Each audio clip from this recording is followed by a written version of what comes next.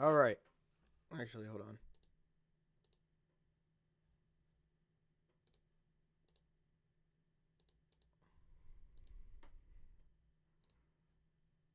Okay. I think we're ready. Welcome to the Wrestling Pod. I'm your host, Carlito Santiago. And of course, today is the predictions for the Elimination Chamber in Toronto, or as in Germany known as No Escape Toronto. I've got your predictions right here. I've got the full list of matches and, of course, what is going to be a great Elimination Chamber with, of course, who defeated who right here with me.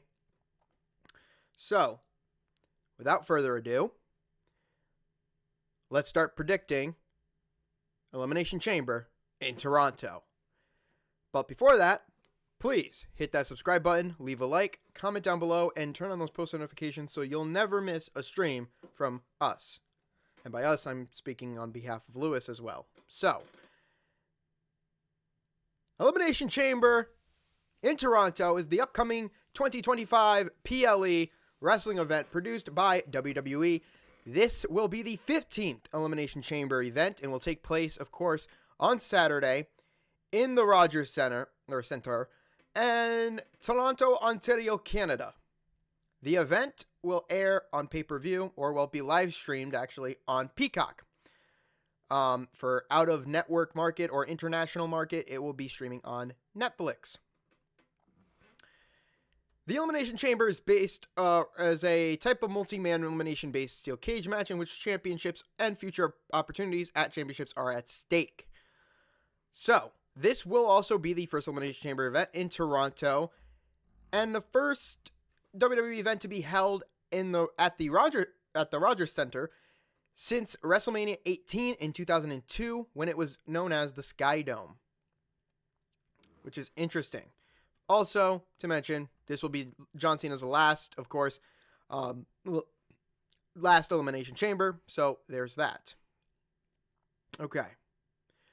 So, as you've gotten all the kind of background ideas, as you saw last year, if you haven't watched Perth, oh my god, last year's was fucking insane. Like, we had to wake up, or I had to wake up, me and my cousin had to wake up mad early. Now it's in Toronto, so it's kind of like, okay, well, we kind of get almost the same time here that we do with Toronto, so it's good. But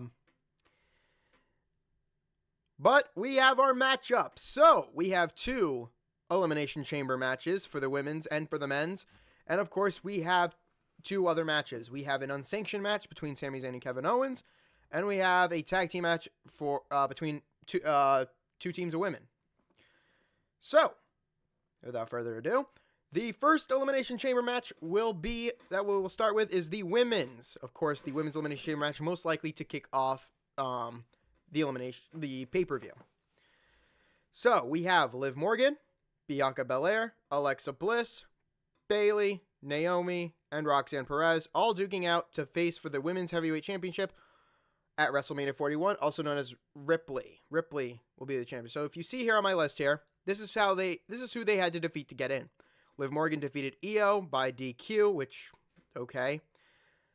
Io will get a title match on the Raw after the Elimination Chamber, so keep that in mind.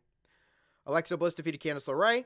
Bianca Belair and Naomi defeated Piper Niven and Chelsea Green, respectively. Bayley defeated Lyra Valkyria, and Roxanne defeated Raquel to get in and to get their spots. So, this kind of saves me from having to read all of this crap right here. And same for all of this here too. So, I'm going to break it down like this. I just get comfortable. I have to break it down like this. So, I think the match starts off with Bayley and Roxanne, or Bayley and Liv Morgan. I can only assume it starts with them. If not, it could also start with Bianca and Liv Morgan because there's a rivalry in there. But we're just going to go with scenario. We're just going to go with Bayley and Liv Morgan starting off. That means everybody else is in a pod. So Bayley and Liv start off first. I believe Roxanne would be next because Bayley and Roxanne have their issues in NXT. The next would be Bianca. Bianca and Liv have issues. Naomi will come out and try to help out. And then Alexa will be last. It makes sense for Alexa to be last. This gives her a great opportunity and chance of winning. But when it comes down to it, Liv Morgan will most likely eliminate one of, if not both, Naomi and Bianca Belair from the Elimination Chamber. I say this because they're in a feud right now with the tag team titles. Now, WWE will be shifting away from that as they want to pivot towards Bianca and Naomi being revealed eventually as the attackers to Jade Cargill, which we all kind of fucking knew or figure that that's the case. Now, we can't have some of these stars, you know, we can't have Bianca take on Ripley. As much as we want to see that, that would be great, you know. Ripley is kind of on that same path that Bianca is on, which is defeating Charlotte, defeating Becky, defeating Bayley at WrestleMania for championships. You know, wants to be all 4 horsewomen. And this is something that Rhea's trying to do, but Rhea can't do it because she's never faced Sasha one-on-one. So, plus Bianca should stay focused, or WWE should stay focused on Bianca facing Jade at WrestleMania. We can assume that there'll be a Saturday night main event, and Jade Cargill can take on Naomi there, you know, if Naomi tends to back up Bianca and become a heel. So that's out of the question. Liv Morgan is also out of the question. God forbid WWE does that and runs that again. This will be the 365th time that they face each other. Nope, no thank you. Plus, Liv Morgan can get eliminated. Liv Morgan can get eliminated by Alexa Bliss. This would potentially set up a match between the Judgment Day and the Wyatt Six with Alexa Bliss, which has been heard around the internet circuit. So, covering a bunch of these, Liv Morgan will possibly eliminate Bianca and Naomi. Alexa Bliss will eliminate Liv. Most likely, Bayley will eliminate Roxanne Perez because of the NXT beef they have. So now we're coming down to 2 people, Bayley and Alexa Bliss, who just so happen to be my predictions. I can see Alexa Bliss taking on Rhea Ripley, playing the little mind games, hopefully getting some Bray Wyatt kind of powers, and fucking around with Ripley. But on the other hand, I can also see Bayley winning. There have been teases of Bayley and Ripley in the back. And if you don't believe me, consider this. Io is facing Ripley for the title on Raw, like I have previously mentioned. Now, Bayley has more of a anyone in this match. Bayley has, if not more of a connection with both superstars, let alone Io, than Ripley. But Bayley has some little unfinished business. So God forbid Io, loses and she starts to beat up Ripley, right? And Dakota helps her, and then Kyrie helps her. Who's going to save Ripley? Well, here comes Bayley. Bayley comes in to make the save. Saving, and the whole story can now be about trust. Io is willing to let Bayley back in, as long as she's willing to, kind of be about beating people up and not being about herself, and of course not being kind of weak. At the other hand, Ripley needs to decide, well, are you going to be an ally or are you going to be another enemy? The whole thing is trust. And I think that's where WWE's head's at when it comes to storytelling with this. And it could be trust. I could be wrong. There's the potential that I am wrong, but I'm pretty confident in these 2 guesses. So I'm going with Alexa Bliss and I'm going with Bayley. One of those women are walking out of that Elimination Chamber to face Rhea Ripley. If I had to make any other guesses, I would say Bianca, and I don't know. I think Bianca would be the only other option. But as far as I'm concerned, I see Alexa and Bayley happening. So it might come down to Bliss and Bayley, and Bayley will win. If you guys don't realize, if you haven't watched wrestling in the last 10 years, Alexa Bliss has actually won the Elimination Chamber before. She's the first woman to win the Elimination Chamber. I was so in love with Liv Morgan when not Liv Morgan, Alexa Bliss. What the fuck am I saying? Alexa Bliss won the Elimination Chamber in 2018. I fell in love with Alexa Bliss back at that time because she was the 5 Feet of Fury Miss Bliss. I loved it. Liv Morgan was 2020, 2021, and you know how far that's gotten.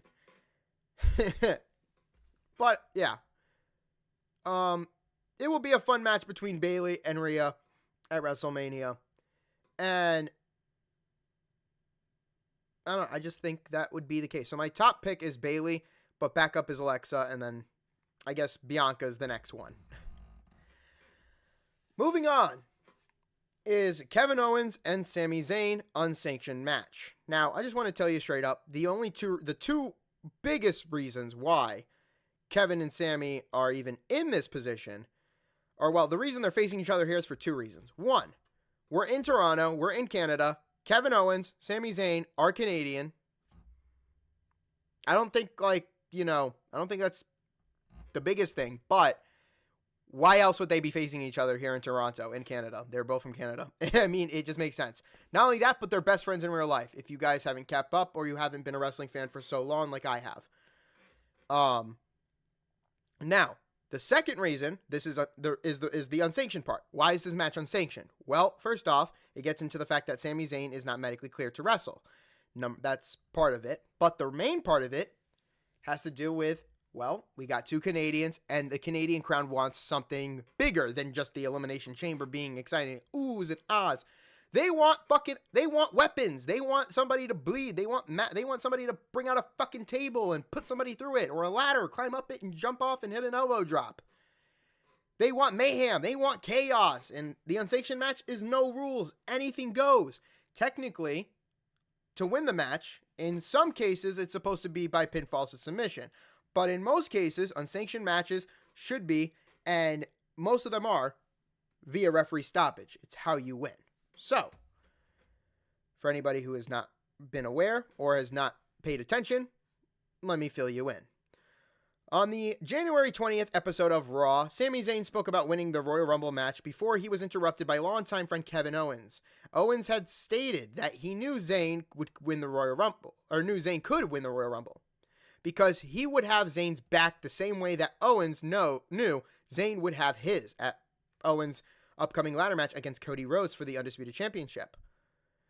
Now, Owens did lose against Rhodes.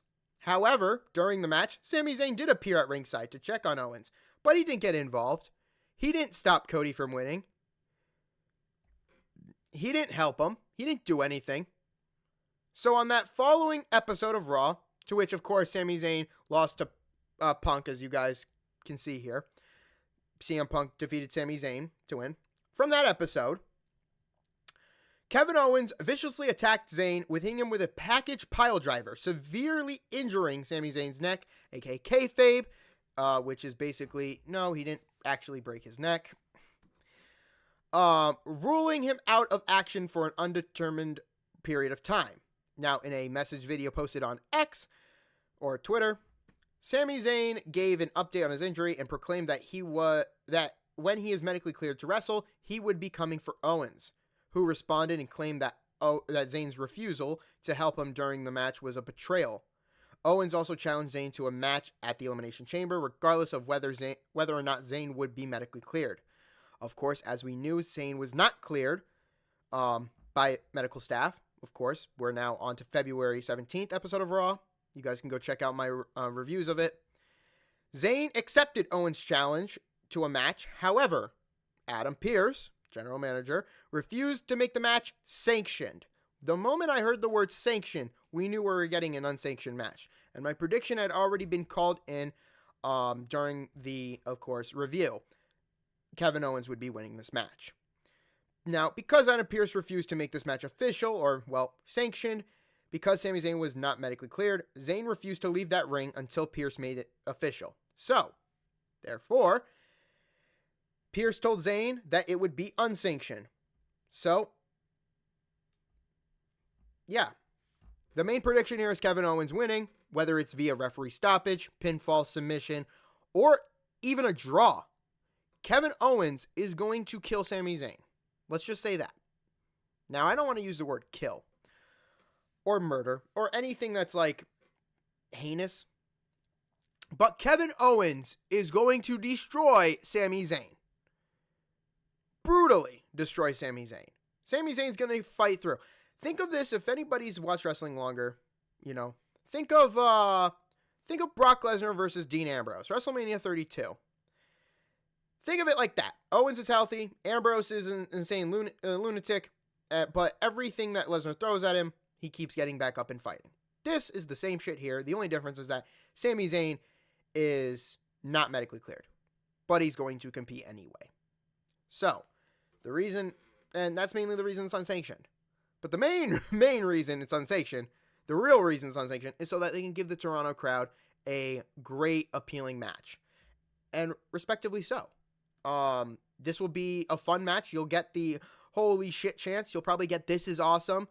In the end, Kevin Owens is winning. Now, this is another thing that's interesting. With Kevin Owens winning and possibly injuring Zayn more, possibly with the referee stopping the match, which would be nice. It would actually feel a little bit real, in which WWE tends to do. Sami Zayn can take that time to heal, and like, of course, he's mentioned before in the past of this, when he's already said it, right? Where is it? Right here. Wait, hold on. Yeah, right here. That he would be coming for Owens. When he update and proclaimed that he would be medically cleared to wrestle, he would be coming for Owens, which now kind of mentions like Sami Zayn, Kevin Owens, WrestleMania, part what? 2? 3? Part 2 or 3, one of the two. And where Sami Zayn will come back and Sami will beat Owens at WrestleMania. So, my prediction here, and this is probably the easiest prediction to make, Kevin Owens defeats Sami Zayn. Moving on to one of the weirdest promos you could cut. The Rock will show up to get an answer from Rhodes about being his champion. Now, for anybody who doesn't know what the whole his champion or I want your soul is, let me give you some context. The Rock wants Cody to do what he did, what Rock did back in, I think the late 90s, where he basically aligned himself with Vince McMahon and Shane McMahon to be the corporate champion for, Vince. Now, we've seen people do this before. We saw Kane go corporate, and people were calling him Corporate Kane on the internet. We've seen Seth Rollins go a little architect and become corporate Rollins. I'm trying to think of other people. Maybe Austin, who aligned himself. Well, that actually wouldn't work. But we've seen people align themselves, which work and haven't worked. It didn't work for Kane, but it worked for The Rock. And I said on X, it doesn't.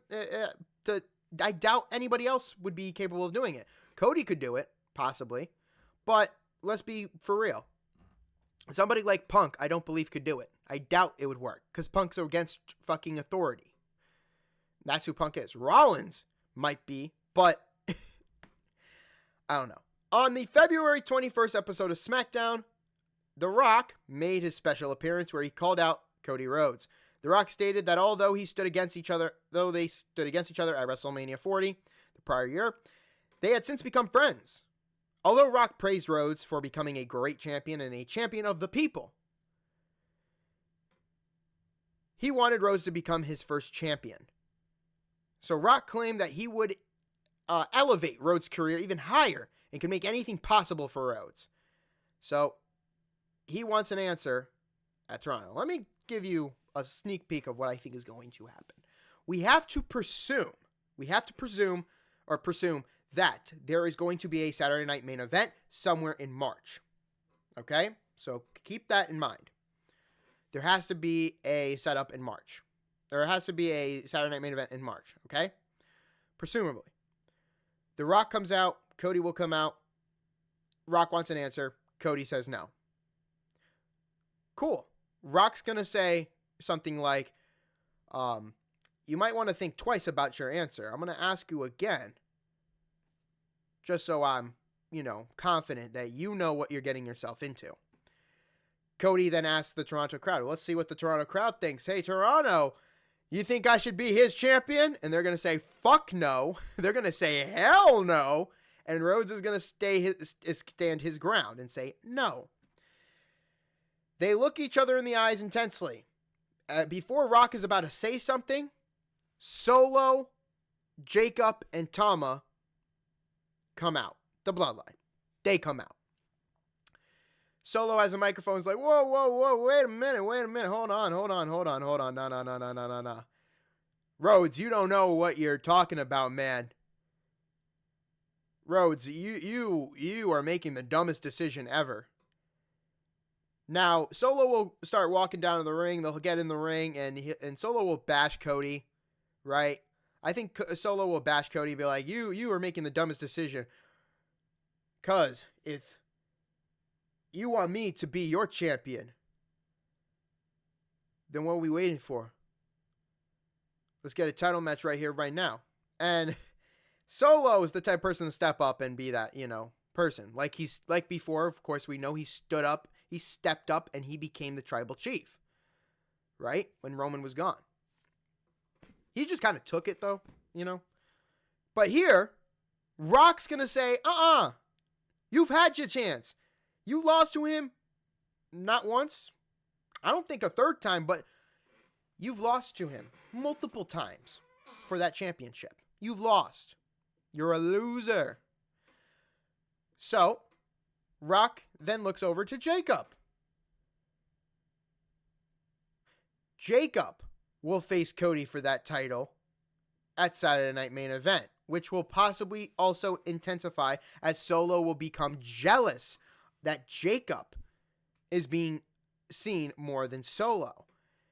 That Solo isn't a big deal anymore. He's not a big draw. It's Jacob who's a big draw, who's a big deal, which could possibly set up a WrestleMania match between Jacob Fatu and Solo Sikoa at WrestleMania. That is my guess at what WWE is doing. I have no clue. Like, we could also hypothetically say, like, what if Cody joins? Well, then, if, let's say, Cody accepts and says, you know what, I'll be your champion. Well, that means that Roman Reigns should come out, look Rock in the face, and be mad as hell. Which that would potentially set up a Rock Roman match at WrestleMania. Now, that's something that a lot of people have been fucking waiting for. But the future is uncertain. I've said it on Twitter. I've said it here. The future is uncertain. Now, that's a truth that you're going to have to accept. We don't know what's going to happen. I can only guess. But thinking about it, we got nothing in March. We've got a lot of time from now till Easter, which is April 20th, to build up to WrestleMania. So, a Saturday Night Main Event would not hurt while we are kind of lingoing around as we build to WrestleMania.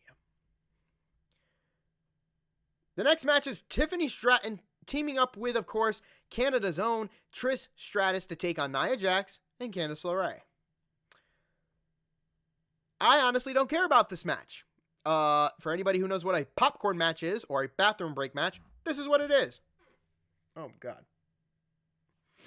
Oh. So, from the top.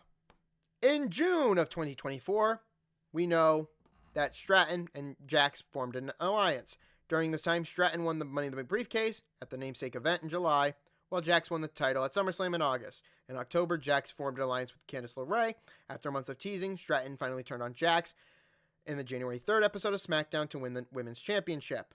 At the Royal Rumble on February 1st, the Hall of Famer and Canadian native Trish Stratus entered the namesake match, of course, Royal Rumble, number 25, and eliminated LeRae only for Jax to eliminate Stratus. So on the Valentine's Day episode of SmackDown, Jax had a rematch for the championship. However, the match ended in a DQ win for Stratton. Loser after LeRae attacked Stratton. Following the match, Jax and LeRae continued to attack Stratton, prompting Stratus, who was in the crowd, to come in and assist Stratton. A lot of Stratus and Stratton, and it's kind of confusing. Stratus then prompt to, of course, take a microphone and say, boom, boom, boom, hey, you two bitches, meet me in Toronto. I'm going to kick your fucking ass. The crowd goes ballistic. They go wild because Stratus is going to be there and she's going to team up with Stratton to take on these two buffoons. So, we got a tag team match. I'm going to be completely honest with you. We need some good guys winning. We really need some good people winning. So, let's give the Toronto crowd something good. Let's give them Stratus and Stratton winning here. Look for Candice LeRae to take the pinfall. But here's something WWE should do. And if WWE, you are watching, please, I'm just coming out with suggestions or ideas. If you need a writer, I'm right here. You can contact me anytime. My socials are literally in the description. Hit me up. I'll write you a script. You want me to write you like character? You want me to write you a story? Sure, I got you. But check this out. This is what I'm getting. You have Tiffany Stratton and you have Trish Stratus win the match. You got Tiffany taking out, you got Stratus and Stratton taking out Nia Jax, and then you have Tiffany take pin LeRae. They win, yes, celebration, right? But that celebration, unfortunately, gets overshadowed. By whom? I'll tell you who. Woo! The Queen, Charlotte Flair, who's literally up in the skybox or up near the fans at the top of the ramp as the spotlight shines. The victory, the gloating by, of course, Stratton and Stratus as they celebrate is overshadowed by the presence of Charlotte Flair, who just like this, simply, just like this, baby. And Tiffany can take the title, go up to one of the turnbuckles, look at her, hold the title, and say, and point to the sign and say, WrestleMania, I'll see you there, bitch. Make it all freaking spectacular. But let Flair kind of laugh it up. Let the crowd be like, yeah, that's what's happening. This would eat. This would eat. And I know that's a kind of slang for Gen Z, but I'm Gen Z, so. But this would kill. This would eat. This would make it even more. And it would tell you where WWE's head's at. The focal point of this main story is Charlotte Flair. She's the woman, she's the GOAT, she's the legend, but now can she prove that she still has what it takes to stay? Can she be the person to take out Tiffany Stratton, who is presumably to be the babyface in this feud? The whole focus is on Charlotte, not Stratton, and that's what Charlotte wants to do. She wants to take away the spotlight from up-and-comers and newcomers just like Tiffany Stratton. And this is a perfect way to show that. Tiffany and Trish's win is nothing more than Charlotte's, nothing more than what Charlotte's just the main, act. I'm trying to find the words to describe this. Their victory is just overshadowed by Charlotte Flair's presence. And honestly, that's the best way to come up with it. What I've said before, that's the best way to come up with it. Their victory is less important than Charlotte Flair herself. So, my prediction for this match is Tiffany Stratton and Trish Stratus win. Stratton pins LeRae. They celebrate. Charlotte is in the skybox, or she's up near the crowd. She's out near the Toronto crowd. She does this. Tiffany Stratton and Stratus head up the turnbuckles, and they start taunting each other to kind of close out that little segment. Now, I think it's time for the prediction that you've all been waiting for. John Cena's last Elimination Chamber pay-per-view event. He's in it to win it. Can he capture this moment? Can he go to WrestleMania and face Cody Rhodes for the undisputed WWE Championship and be 17th World Champion? Well, let's see how we got there. John Cena did not have to win. He's already claimed himself. He's already put in enough time. So, of course, he's automatically in. Hence the NA. Punk defeated Sami Zayn to get in. McIntyre was a part of a triple threat match with LA Knight, and Jimmy Uso. Logan Paul defeated Mysterio on Raw. Damian Priest was another one who was in a triple threat match, who was a part of course, Jacob Fatu and Braun Strowman. That's who he defeated. And then, of course, Seth Rollins defeated Finn Balor to get in. So, come on. God. Drag you over here. Okay, you're done. Anyway, I'm sorry about that.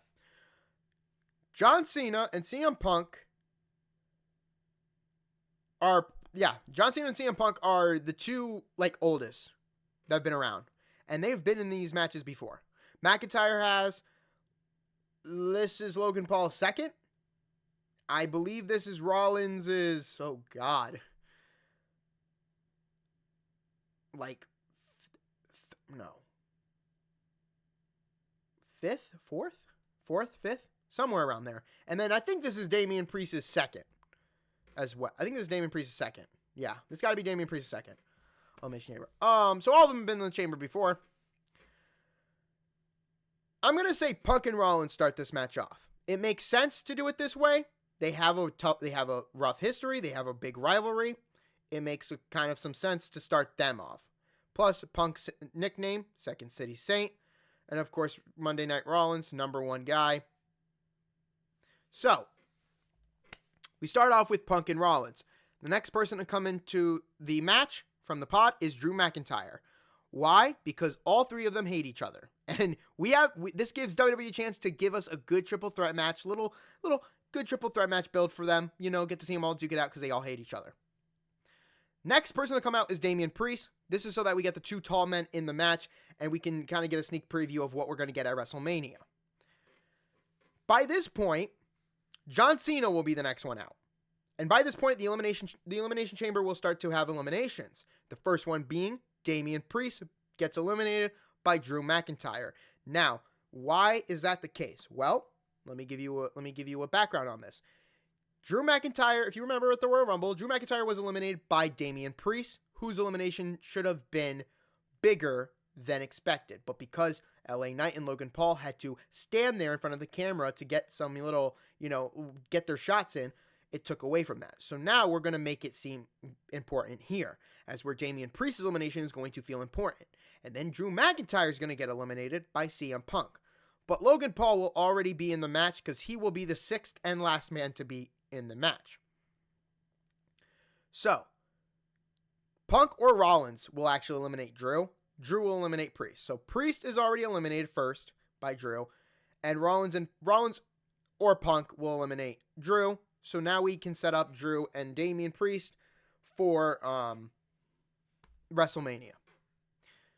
Now, WWE has this slated idea to have Roman, Punk, and Rollins be in a triple threat match at Mania, which I don't fucking understand. But let's assume that that's the case. WWE needs to have Roman Reigns come into this match, wreck Punk, and destroy Rollins. Wreck everyone and leave. Roman gets in there, he destroys Punk, he destroys Rollins, lays them out, and leaves. Logan Paul will do his little heel cheat tactic, he'll do his little heel, I shouldn't say cheat, but he'll do his little heel tactic. He'll go, he'll cover Rollins 1-2 and then a kick out. He'll cover Punk 1-2 and a kick out. And then he'll come face to face with the GOAT, the legend, John fucking Cena. They'll have a stare down. They will have a back and forth. And though I am against, and hear me when I do say this, I am against the idea of John Cena's last match at WrestleMania to be against Logan fucking Paul. I'm sorry. I'm against that shit. Okay? The reason I'm against it is because Cena should be facing Cody Rhodes for that fucking title. But, again, it's out of my control. It's honestly out of my control. I can't control everything that goes on in WWE. I can't even control how I handle people on the internet. So, if WWE's plan to put Cena up against Paul at Mania, then, and remember what I talked about on Monday Night Raw. Wait until we get to my predictions for this. You're probably going to be mad at me, right? I said that. Well, you're going to be mad at me here. The next elimination to come is John Cena. Yeah, I know, it sucks. Logan Paul's going to eliminate Cena, and what does that do? I thought about this. Now, Cena could easily eliminate Paul here as well. That is an option. All I know is that Paul eliminating Cena would feel more important, especially when you consider that Paul's a heel. Paul can generate heat. If you're not making enemies, you are not making money. It's that simple. And Paul can generate so much heat if he knocks Cena the fuck out and he pins him 1, 2, 3 to eliminate him out of the chamber. All of Toronto will boo, and I think they probably would still keep booing. But this would not take away from when CM Punk rallies and fucking knocks Paul out and actually eliminates him, because Punk will eliminate Paul next. And now it comes down to the two people that started this whole damn thing, CM Punk and Seth Rollins. And it kind of sucks because that just means that we're not going to get Punk and Rollins at Mania. You know what? Fine. Fine by me. Now,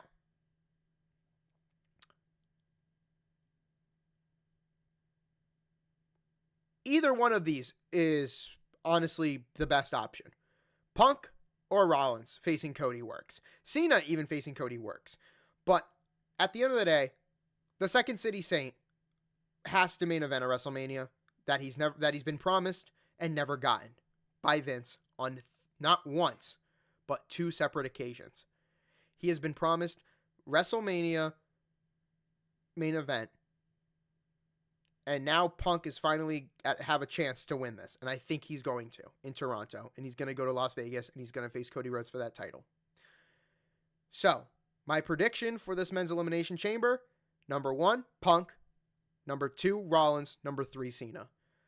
Those are my top 3 choices for this match. I can see each one winning. Cena for a 17th World Championship, Punk because it's the clearest option, and then Rollins just in case if Cody does decide, you know what, fuck it, let's go corporate. Seth Rollins is the guy we can go for, you know. We can really be against that shit. So, again, for eliminations, Damian Priest or Drew McIntyre eliminates Priest. Punk or Rollins eliminates McIntyre. Roman Reigns gets involved somehow. Logan Paul eliminates Cena because Cena doesn't get an elimination. And if he does, it's Paul. Punk eliminates Logan Paul. And then, of course, then CM Punk and Seth Rollins. CM Punk eliminates Rollins to win it. And we could possibly have, we could possibly see the favor come in between, and this makes it even more good because now we get the favor. We could easily find out what the favor is from CM Punk to Heyman, right? If Cody Rhodes decides to go corporate. So, everything looks good, but again, the future is uncertain. But I hope Cena does win this match to get that 17th World Championship. That would be nice. But we don't know.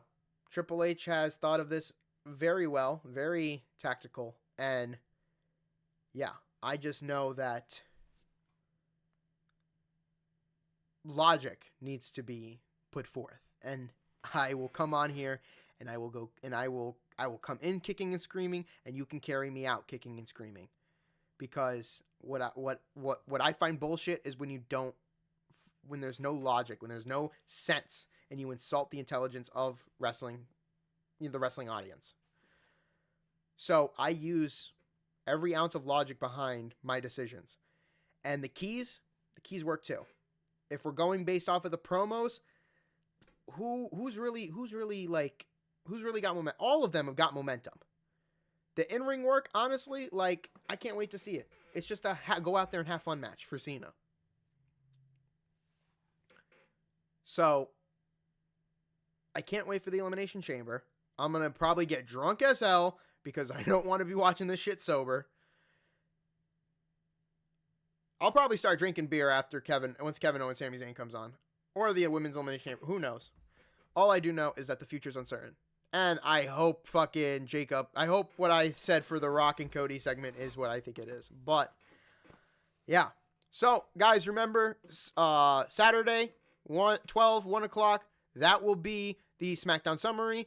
I will be reviewing the Elimination Chamber pay-per-view at 10 a.m. on March 2nd. And within the coming weeks of March, I don't want to give you a date exactly, but I do have an announcement to make for WrestleMania, and I just want to talk to Lewis about it first before we make the decision. And it's going to be exciting news. It's going to be great news if we make it happen. We somehow are going to make it happen. But we'll have exciting news for WrestleMania 41. It'll be fucking perfect. I can't wait. But until then, this has been the predictions video of the Elimination Chamber in Toronto. I hope you guys liked my predictions. If you guys think otherwise, please comment your predictions down below or comment what you think down below. Remember to subscribe, leave a like, and of course turn on those post notifications. They really matter. Until then, I will see you guys.